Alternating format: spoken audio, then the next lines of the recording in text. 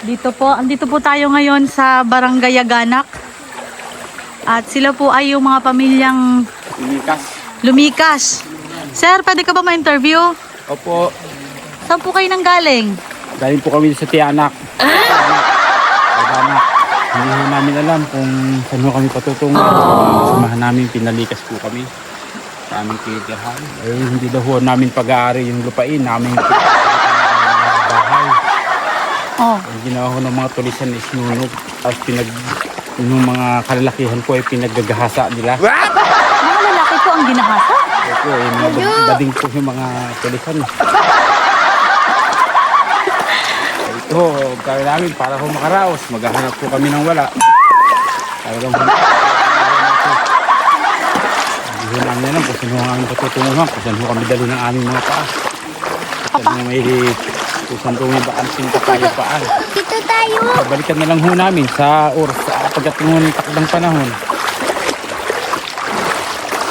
Ito ay kumilang sa 16 na pamilya. Ako nga ho ay yung mata ko nga ho hindi mo makakita. Sobrang gutom ho.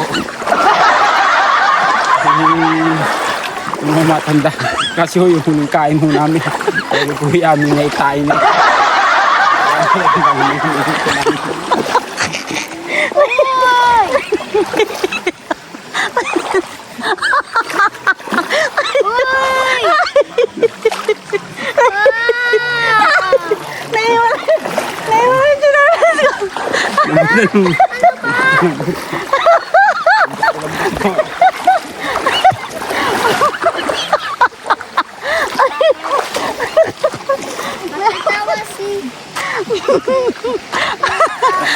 Ako ay may panawagan.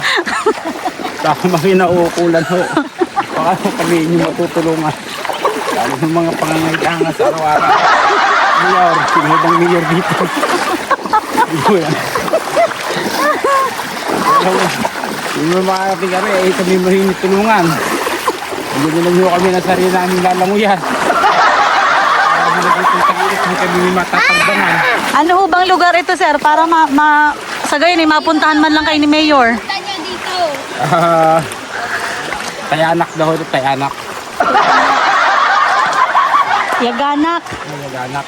Nasa barangay ho tayo ng Yaganak. O Mayor, baka naman daw ho kayo ay makakabisit dito. Dito lang. Makakabisita ho kayo kay Dalawa. Kila sir. Kasi dito maraming kabibi. Dito rin makahuli ng maraming kabibi.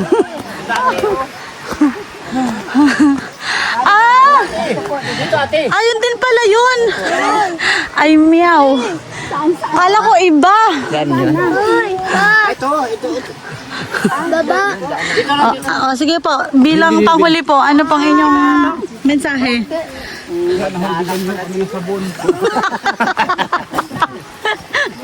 Sabon. Ano ang gagawin sa sabon? Ayoko doon maligo. Mga kasama ko yung hindi naliligo, babaho na. Mga kasama namin, ayun o. Saan po dito, kuya? Saan mo? Okay. Yan, makaligo na.